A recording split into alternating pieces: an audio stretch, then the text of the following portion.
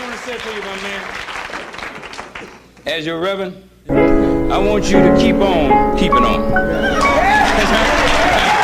Victory is in sight. It may be so high you can't get over it. It's so wide you can't go around it. It's so deep you can't go under it. You got to go in the gate. I'm gonna tell you, in conclusion, he who sits on the red hot stove shall surely rise.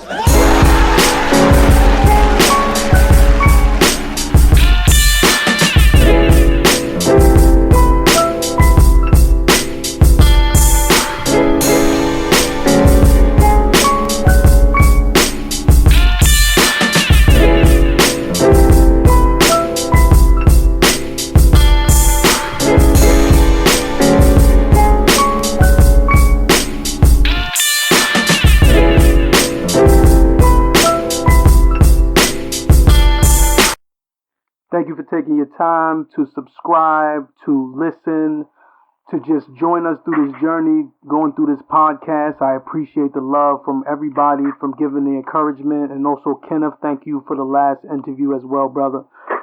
Basically, what we do starting off with the show is what we're going to be implementing is a portion called Poems of Struggle. This is basically from different brothers that's going to be incarcerated in the military, many brothers going through many struggles, sisters as well. Please send out everything to me by email. It's capri.pelzer@gmail.com. Poems, letters, anything, so I can address that and they can get out to the people. This poem goes out to my brother that sent this out. Got this for you. The poem is called Sleepless. And this is how it goes. I had a good run for a short but long years. Blood, sweat, and tears. I don't sleep, I just rest, but nevertheless I reflect when I'm stressed. I can't save the world, but I understand it. Man equals money, that's why man demands it. But it is money coming to me when I'm dead or locked away? No, I don't think so. I don't want the fast cars or expensive clothes. For those, some people shop for Jordans, and some get shot for Jordans. Some people love to get fly and shop. Some people would love to get by with what they got. Things we want, but what we don't really need. That's why I live for today and stay sleepless. Thank you, brother. I hope everything works out for you and you get through the struggle and you get out of the incarcerated situation you're in right now. I love you. All right. Going on to the next portion is basically we have another section just saying support these particular brothers. Please support Tariq Nasheed with the Hidden Colors series from 1 to 4 is a very good thing for the family, for the children. We really need that pushed out. Hidden Colors series, please. Your book recommendations are ISIS Papers by Dr. Francis Quest Wilson. Rest in peace to the sister. Please check that out as well. Basically, the gentleman that I have with this interview with me, I've been listening to this guy for a long time since he's been putting his YouTube series up, and it's been an awesome thing for the people and also just understanding for a lot of people going through the same kind of struggles. Basically, this gentleman, I'm not going to let any more introductions. I'm just going to let him do his thing. Please, Yarima, give them everything they need, bro. Peace, blessings, brother. Yarima Karama here. Capri, I thank you again for having me on. Blessing, as always, to be able to, lend my voice and speak and hopefully provide some type of wisdom and encouragement for our people, man. It's what we all do. We all we got. So. Thank you, brother. I appreciate that. Please, you give them a little synopsis of what's your history and things of that nature, your struggle, brother, so people that don't know what occurred. Okay. Well, I did basically. I was incarcerated by the U.S. judicial lynching system. I did 19 years, 2 months in federal prison. They trumped up some drug charges on me, which I'm not guilty of. But when you get trumped up on certain charges like drug charges, robberies, that sort of thing, there's no DNA testing that you can go through to verify or validate your innocence and all of that. So basically, I did the time. I was incarcerated. Got a chance to meet some of the most brilliant minds that I've met in my life during that incarceration. I was in with Black Panther members, Black Liberation Army members, some revolutionaries that had been doing time since back in the 70s. Wow. And it just gave me an opportunity, man, to build myself.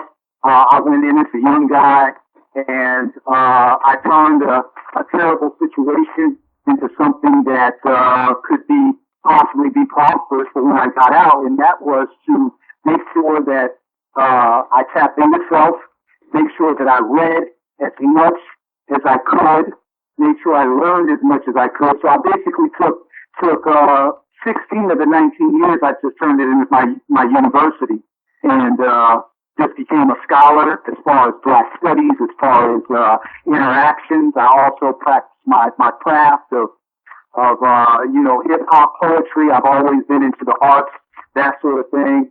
So I just combined the two, did as much studying as I could, because an old timer, he told me, he used to always see me reading, and it stuck with me what he said. He said, brother, continue to read, continue to learn, because someday you might be the only Bible that a person that doesn't read gets a chance to hear. And so I took that, and I came out. I said, you know what?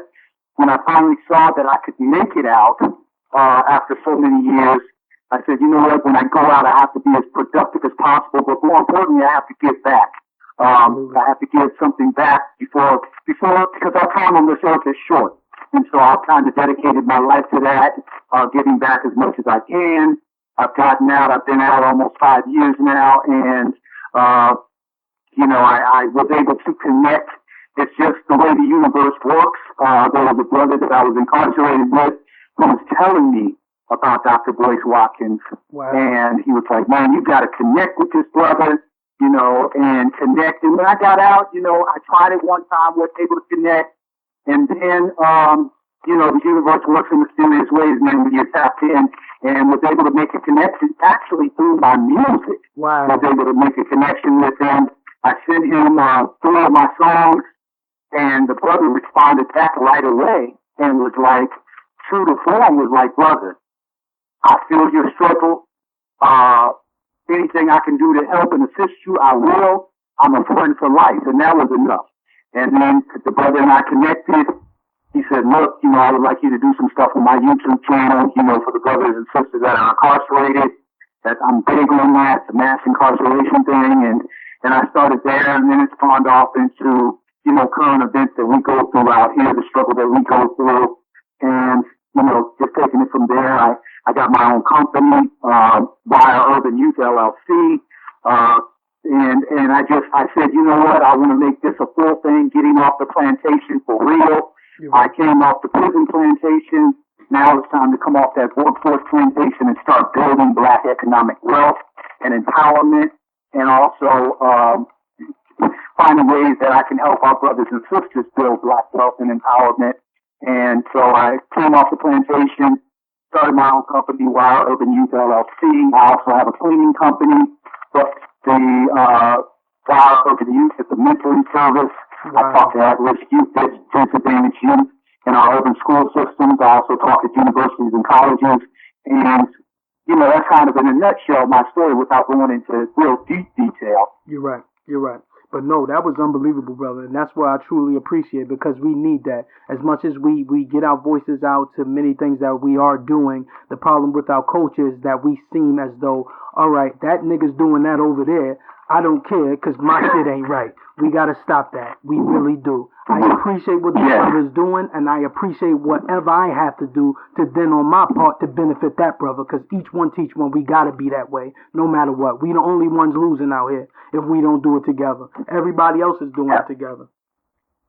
Absolutely. And I'm big on that. I even now, and a lot of people, our people are so discombobulated sometimes that when you do something for them out of the kindness of their heart, they think that there's a catch to it. Mm-hmm. And one thing I like to do is I always say, you know what I'm saying, a person can talk it, but when you walk it, your actions and deeds is what tells your true story. Absolutely. So how you walk it, that's what people watch. And I know our young people that watch that, and I tell brothers all the time, they're not so much listening to what you say, but it's how you walk. And if you're not walking it, brother, our young people are brilliant. And so what I do is I go around sometimes when I'm just driving. If I see a black business, I'll go and stop and do a live stream with them. You're right. And say, hey, you know what I'm saying? I got a little bit of, I got some people that would probably be interested in what they're doing, and they need to know where you're at. Can I do a live stream with you and promote your business? Right. And you would be surprised at the brothers and sisters that are like, are you serious? Thank you. You know, what's the catch? There is no catch. You don't owe me no money. It does not cost you anything. I'm just trying to drive some business your way. Why? Because I love black people. And I want to see you become prosperous, because if you're successful, we can all become successful. You're right. And you know, just little things like that, brother. And you're right, and that's what you need to do, and that's what the big thing is, that they don't understand that, Yarima. Like, that's the problem with our culture, is that we believe that we can't collectively work together. It brings me into a story. It's like, I'm not going to go too long into it, but basically, a black man walked into a Korean shop where they were selling weaves and things of that nature. He was saying, I could give you products that you have on the shelf 3 times lower than what the prices are there. The man said, I will never buy from you because my culture would not allow it. That's the problem. Yeah. Brother, we dibble and dabbling with everybody, but they don't give a shit about what's going on with us. We drown out here. Oh, man. Yeah. I've said that. I think I've said that a few times, even in my videos. Like, you can't go to Chinatown in New York. I'm from New York originally. You can't go to Chinatown in New York and set up a black business. I said, now you can. Thank you. But are you going to be successful? Hell no. They're not going to buy it from you. You start a business in the first month. Yep. There's going to be nobody coming in the shop to spend money with you, because they understand group economics, and they're not going to support you. Thank you. And that's the major thing. You're right. You're right. Yeah, and so we let anybody into our communities to take our money, and they come in and take our money, and then take the money out of the community and take it back to theirs. And we have no problem with that. And I'm like, that's insanity at its purest form. That's the most insane thing that you could do. Let people just take wealth from you, and they don't distribute any of it back. You're right. You're right. So you're right. You're right. It's an abused relationship, brother. That's all it is. It's like you keep thinking you're gonna get that love. You ain't getting that love. He gonna keep hurting you. You're gonna keep getting hurt. And the problem is, until you start loving yourself and loving your people, this is what's going to happen. We are always gonna be in tears. We're always gonna be marching. We always gonna be praying and hoping and wondering and waiting. Nobody's coming for us, man. Malcolm ain't coming back. I love Malcolm, but Malcolm ain't coming back. I love Martin, but Martin ain't coming back. I love Khalid, but Khalid ain't coming back, brother. We gotta do something. We can't wait. We can't wait. But you're right. You're right. And I'm big on that we have to get out of this mindset of being dependent on a system that has done everything to try to annihilate us, basically. And the only ones that they don't, if they're not trying to annihilate us, then they're trying to make us so passive, because they understand the power of our dollar. They understand the power of us as a people. They want to take away the power of us as a people, but they want to keep our dollars flowing to them. So they want to make a passive group of people who are just submissive. And I am totally my job. And, you know, this is just something, because somebody's got to do it. So you and I, brother, you're right, and all the other activists and brothers and sisters out here, it's our job to make sure that doesn't happen. And anything that we need to do to break and bust down the system, that's what I did. And I always say, prison, they made a monster out of me. They didn't know what they were doing. They built some monsters. What they did, they were trying to kill me, but they didn't. Unfortunately for them, it backfired. And what they did is they made a monster, and now they're going to pay for that. Exactly. You're right. You know, we have to take a negative and switch it into a positive. So that's what I'm doing. And that's basically what this whole thing with this podcast, brother. It's the same type of emphasis. It's like I looked at it and thinking in the mindset of what society deems as the right structure to do things. Like, oh, I need to wait for this or wait for that, or it doesn't look right, or this don't look right. If we just stop and just do, that's the thing. And that's the problem. I just did. I contact you directly, brother. And that's the thing. We ain't doing this whole, I think I maybe should go this channel or that channel. Brother, you sent me the message back and was like, whatever it is, you're scheduled in, let's do it. That's what we need. Yes. We don't need this other bureaucracy, political bullshit. And I see that a lot happening within us is that we're allowing ourselves to have that mindset as if we're better or we don't have to have collective. We're on an individual basis and we're drowning that way. We're not surviving that way. We have to help each other. We have to. Yeah. But no. Exactly. And that's so big, man, is that the people who who are real, you're going to have, we should have access to them. You're right. It's like, why, if you can't walk amongst your people, thank you. There are things that you probably need to look at yourself in the mirror. Why? You got some issues. Absolutely. If you can't walk amongst your people, you got an issue. Because I can walk amongst them. You're right. I got no problem going anywhere in the country, walk amongst my people because I love my people. And the people recognize that. It's instinctual. They know who loves them and they know who shit.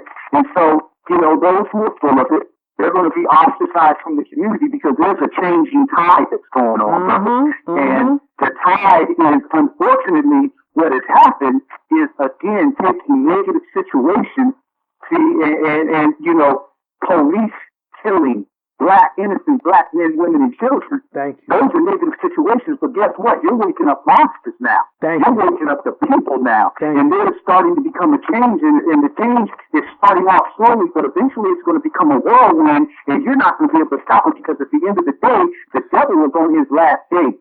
And so we who understand that and know and have studied and have gone into all the texts and have gone into all the prophetic sayings and the prophetic teachings that have been left behind, we know that the devil is on his last days and he's just scrambling, trying to take as many down with him as he can because his time is up. Absolutely. And so those who are awake are going to start this whirlwind. And if you're thinking, you're going to get left behind. Thank you. Because we're going to be moving forward. Because it's about black consciousness, black empowerment, and black group economics right now. And anything less is going to be idiocracy at its worst. So, that's what I'm on, brother. And whenever you get the call, brother, I'm there. You're right. Because I know that you're on positivity. I know that you're doing what you can to uplift the nation. And so if a brother or sister can't get on board with that, then that means you're part of the problem and not part of the solution. Thank you, brother. Thank you. And that's exactly what I posted today. I was like, for you are more worse than the person shooting the gun or pulling the trigger on a little boy in the street and you got a drug beef or something of that nature, or you're this or that, and you're harming your community or you're harming your people and you're silent to it, and you see the situations and the shit that's going on around you, and you just try to live your life and think everything's going to be fine. It's not the way. You are part of the problem, brother.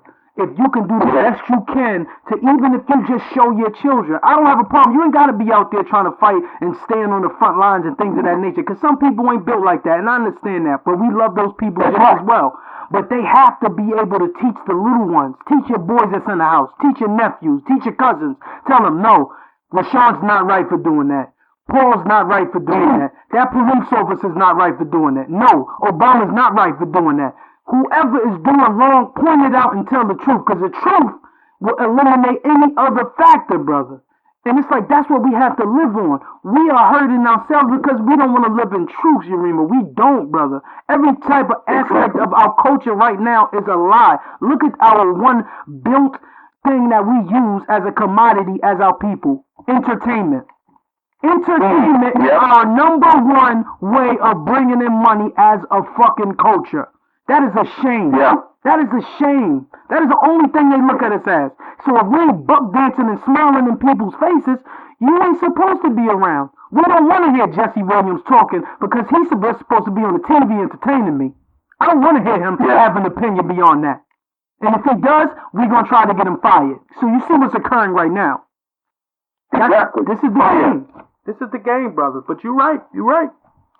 This is the game. Yeah, and so we have to, it's about, my thing is, and I'm big on this, and I'm pushing this as much as I can, is hold our dollars as much as possible. Thank you. Hold our dollars as much as possible. Because at the end of the day, the real truth is that our dollars don't have any value anyway. And they're not going to tell us this.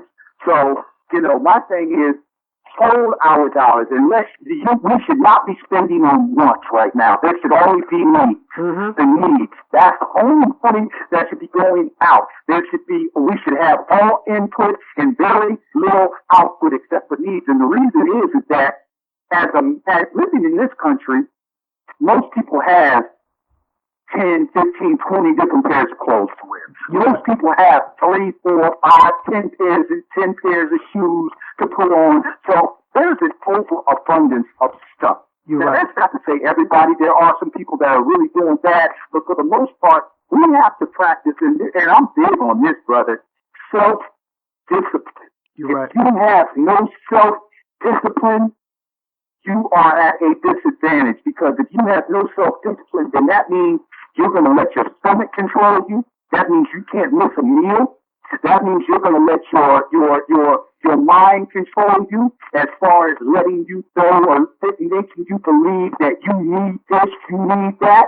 That means your eyes are going to lead you. So we have to have self-discipline. I have no problem, and I practice it. Some days I don't eat. Not because I can't, but because I know that there might come a time where I have to be disciplined enough to say, I have to be disciplined enough to wake myself up without an alarm clock at 6 in the morning. I have to discipline myself.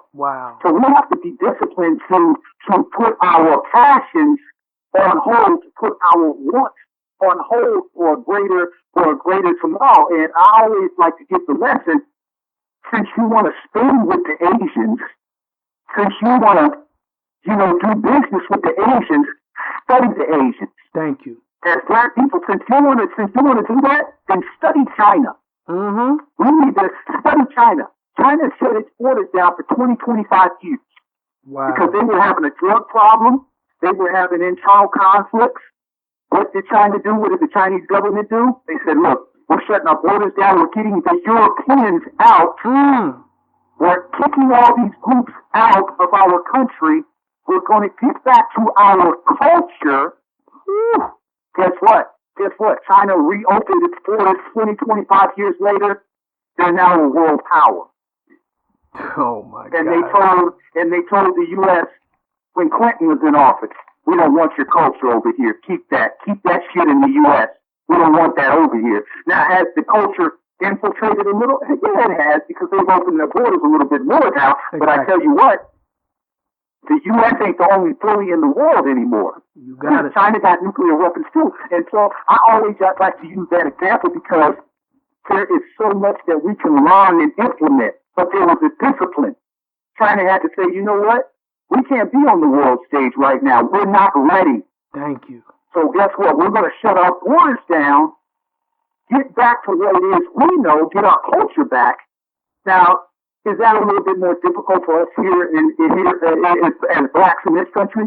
Yeah, because we don't. First of all, we don't have a land. Second of all, we have to understand that we're never going to get justice on stolen land. You're right. You're right. We're all living on stolen land. We're not going to get any justice. But what we can do is we can put things in place. You're right. In place to call people's hands as negotiating tools. Okay. You want to shoot our people out in the street? You want to cause mayhem in our communities? You want to not allot dollars for us to rebuild? Guess what? We'll just keep our dollars with us. The only thing we'll use our dollars for is for our needs. And don't make a big move such as our entertainers say, you know what? Let's do our own thing over here. Let's have our own NBA with us. Absolutely. We just distance ourselves from you all. How about that? Thank you. So there are things that we can do as negotiating tools. If we want, we can hold our dollars hostage. You're right. So there are things that we can do, but people are waking up. They're starting to waking up. I'm loving the sisters who are getting back to their natural hair. I'm loving the queens that I'm seeing out here who are wearing more of the African attire and colors that are ours.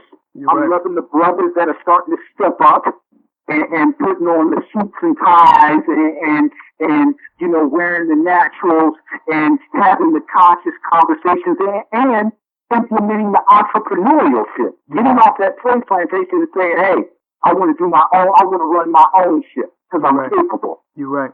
And deep down, I know I'm smarter than you anyway because we taught this to our children, to be honest. Thank you. And that's the biggest thing. And it's like that's what really gets me, and it boggles the mind, brother, sometimes when I really sit and think about that. It's like you have a people that were here. You have a people that were here from the beginning. You are the people of the soil. You are the people that were here through the melanin of the ground to be created on this earth.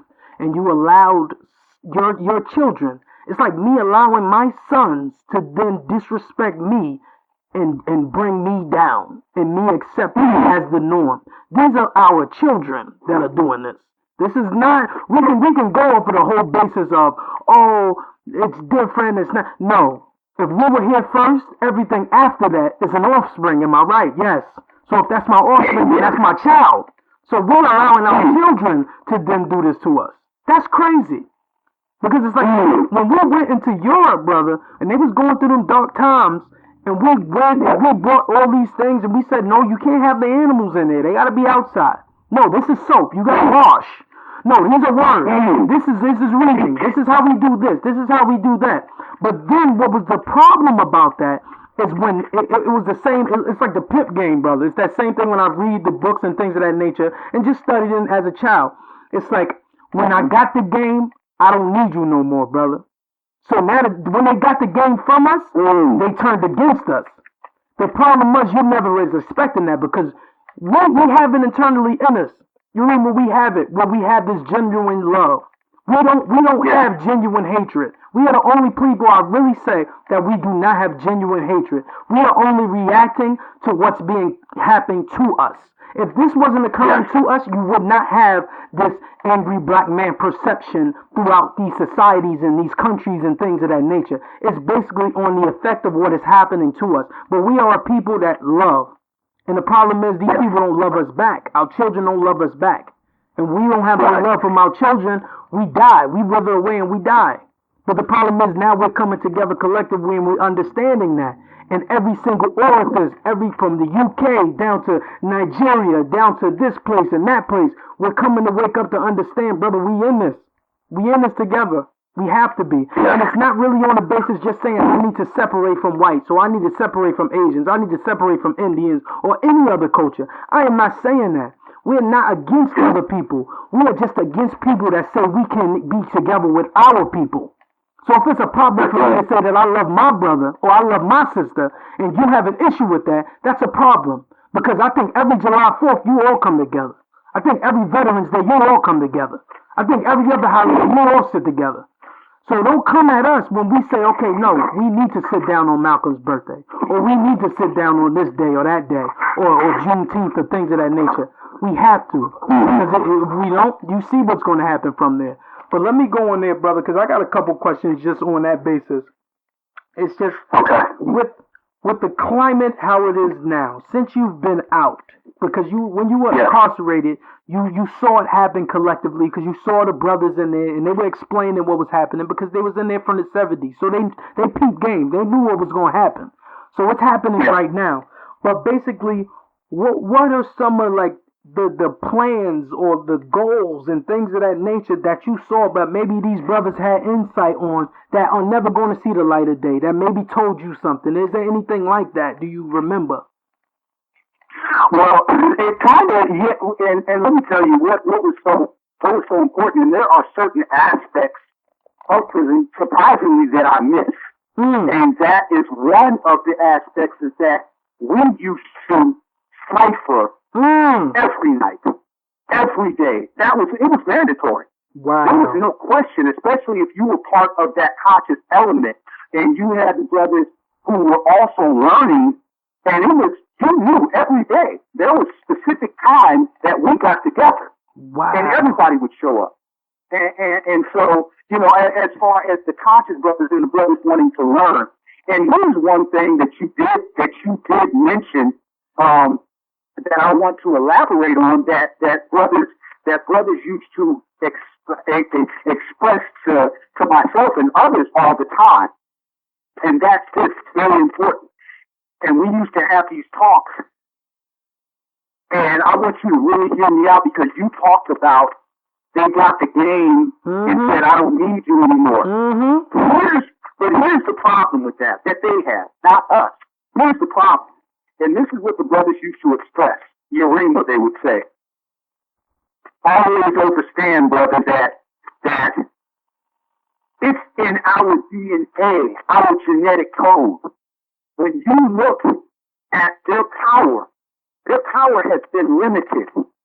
When you look at Rome, when you look at Rome, they had their moment and then they dissipated. Absolutely. When you look and then they brought it up to present. And they said, look at the U.S. It's slowly falling. You're right.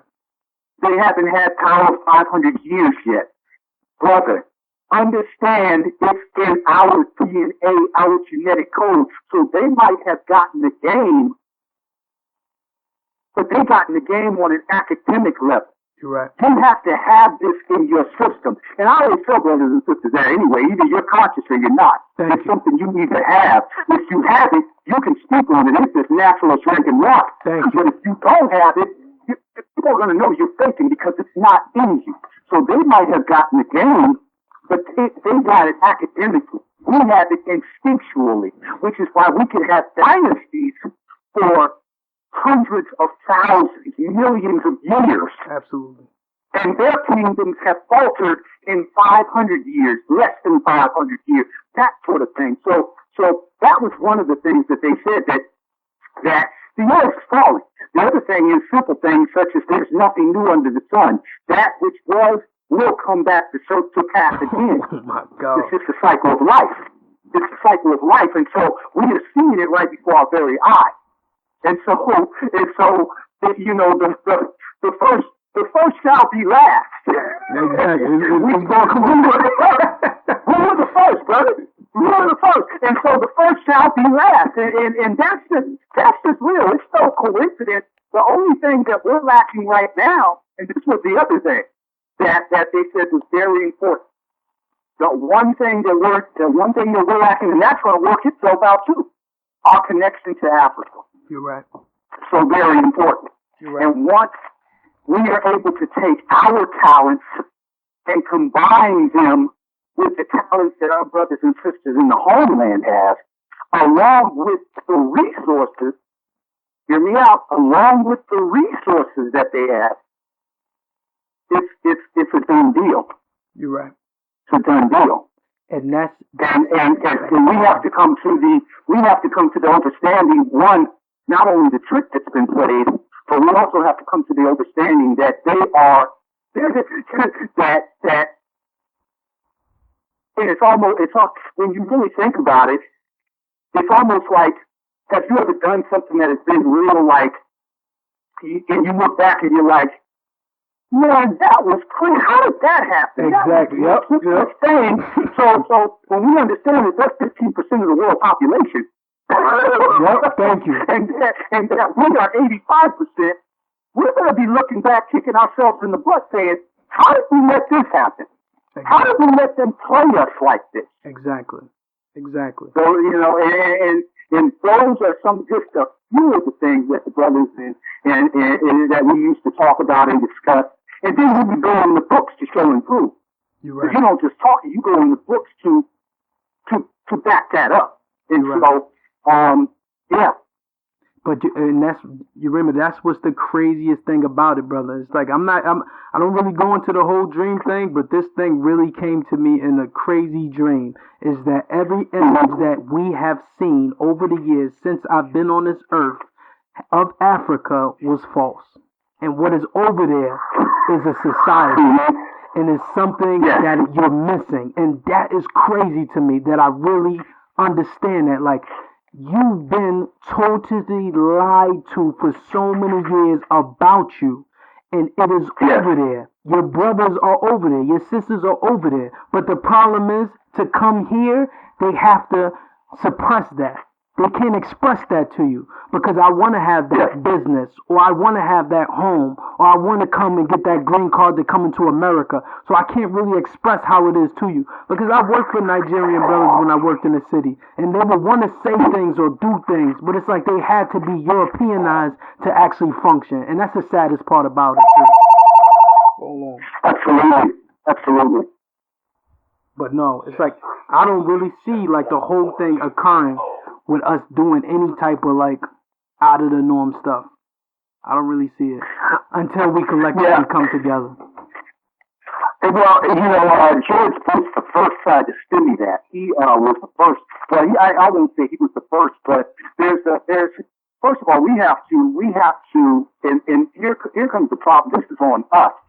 We have to start and there's one thing as far as people awakening and awakening, but there's another thing that we have to make sure we don't fall prey to. We have to start the deprogramming and reprogramming of our thinking because we know that Liberia was a free state for us to go during the emancipation, supposed freedom of slavery, which was bullshit, we know. But Liberia was a land that was given to us, and what happened is the mentality was Europeanized. So they went over to Liberia and totally destroyed it. Started revolution, it started internal war over there that lasted hundreds of years, and because of the programming, they had the Eurocentric mindset. So basically they just took what they had been taught here as slaves by the Europeans, took that over to Liberia and started an internal war. A civil war, basically. And what they did was they took the indigenous people, starved them out, took their resources and wealth, and, you had the 1% controlling the other 99%. And so we can't afford to do that. We have to start the deprogramming and reprogramming of our thinking because it does us no good if we have the Eurocentric mentality and we get power. Because then we just act out like them in a destructive beast-like nature. So you're right, and that's what got me too. It's like, and that's a crazy segue because basically it goes into same basic. It's the same game. When they first in 1993, when they had the Crips and the Bloods, and they had the peace in Los Angeles, and there was no more wars and things of that nature, they had the LAPD go into different rival communities, steal vehicles, shoot out of those vehicles into rival gang communities so that these wars will continue and intensify. And then you would say to yourself, why? Why would you not want peace? But then you think about it. How is this police officer going to get that overtime?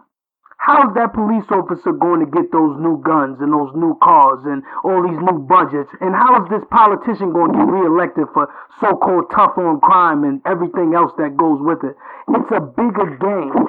And the problem is we're part of it. And they don't want to let us go from it. So they're always going to divert our attention. They're always going to continue with the same nonsense. But we can't fall for it. We really can't. We really can't. And that's the thing. It's like we keep doing it, though, brother. Absolutely, and in the same way, it's the same thing in prison. They do the same. They do the same thing on a smaller scale, and unfortunately, there's not a whole lot of cameras where you can view it like you can with these phones right now. What they're doing, but the same thing. And the issue is job, like you mentioned, job security, overtime, and all of that. Same thing in the prisons, brother. They are not going to provide education. They're not going to provide any type of college. They're not going to provide anything. They make it idle time because their philosophy is, if you return, we'll always have a job. So they bank on recidivism. They bank on that. As a matter of fact, that's part of their program. Thank you. They want people coming back because they feel like this is job security. And so it's no different with the issue of the gang members, and they're doing the same thing in Chicago as well with the vice lords and the Gates, the disciples, and all of that. They kept those wars going, and they do that to keep the people in a perpetual state of confusion, to keep people warring, and then they get on the media, which is one of their biggest outlets as far as the devil being able to perpetuate a message, a negative message. So when they get in a meeting and say, well, this is why we do this. This is what the blacks look like. This is what they do. They kill each other. Ooh, you got the gangs. And the people don't even realize, so the biggest gang is Congress. The biggest gang is the fraternal organization of police. The biggest gangs in this country are not even, they don't even come in black skin. The biggest gangs in this country come in white skin, but because they have suits and ties on, they don't look at it like that. And so when we start changing the reprogramming, the deprogramming and then reprogramming of our thinking, but more importantly, like you said, not falling for those traps that are set. You're right. And that's the thing. And it's like, it's with the boys, it's with the kids, it's with the youngsters. And I hope as many youngsters, as many young brothers, no matter where you are, any part of this world, and you listen to this, brother, you have to understand the struggle is there if you allow it to. You can mentally get out of anything. The problem is you allowing the things that are around you to mess with you mentally. As a black man, we are a target automatically. But we have to understand the power that you have within, brother. Please. And that's this conversation with me and Yarima. We talking. We're going to continue these conversations. And that's what we need. We need the dialogue. Dialogue, because that will help us with action collectively. And we need it. But in closing, brother, is there anything that you want to plug, you want to put out there? Please, take time. Okay, and I just want to piggyback off something that you said. Go ahead. For brothers, I think it's important, and then I'll do the plugs, but I think it's very important that brothers know this. You are not a target because of your skin. Mm-hmm. Let me reiterate that. You are not a target because of your skin. That's just the excuse. Thank you. That's just the excuse that they use to validate to the uneducated white people.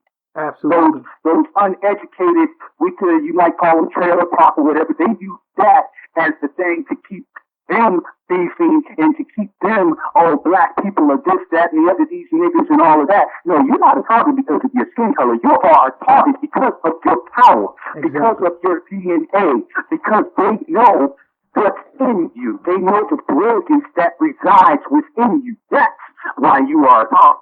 And never get that confused. Never think that you are a target, because if we as black men were idiots, we're just dummies.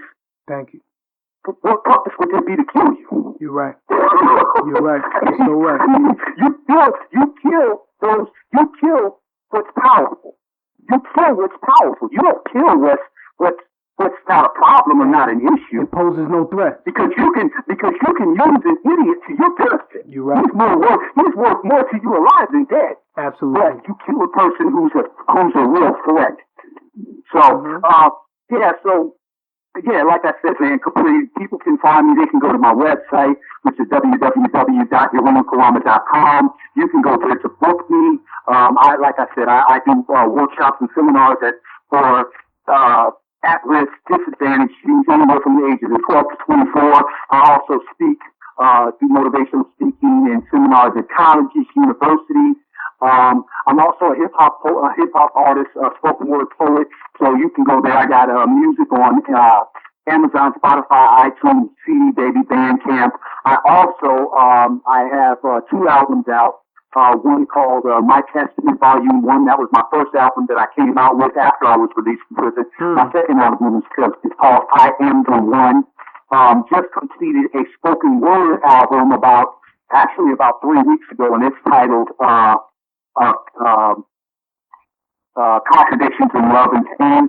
And I have a hip-hop album, a third hip-hop album coming out, which is my best by far. It's going to be out within the next 2 weeks, called Up From the Trenches Out of the Tombs, and that's got 18 tracks. They're all bangers. It's conscious. It's a little something for everybody. Absolutely. But it's message in all of it. So you can go there. You can check out my YouTube videos. I have my YouTube channel. Just go to Yarima Karama, or you can go to Dr. Boyce Watkins' channel. I have videos on his channel as well. Friend me on Facebook, Instagram, Twitter. And my thing is about let's connect, let's network, let's work. You know, you can reach out to me. Like I said, you can go to my webpage if you want to send me a message. If you have something you want me to live stream or talk about in one of my videos, message me. Let's talk. Let's dialogue. Let's build. Let's connect. We all we got, man. Thank you, brother. I appreciate you so much for the time. Everybody, thank you for tuning in. We appreciate you. Please subscribe. Please comment. Please continue the dialogue like the brother said. We are out. Have a good night, brother. Message me. Let's talk. Let's dialogue. Let's build. Let's connect. We all we got, man. Thank you, brother. I appreciate you so much for the time. Everybody, thank you for tuning in. We appreciate you. Please subscribe. Please comment. Please continue the dialogue like the brother said. We are out. Have a good night, brother. You too. Peace.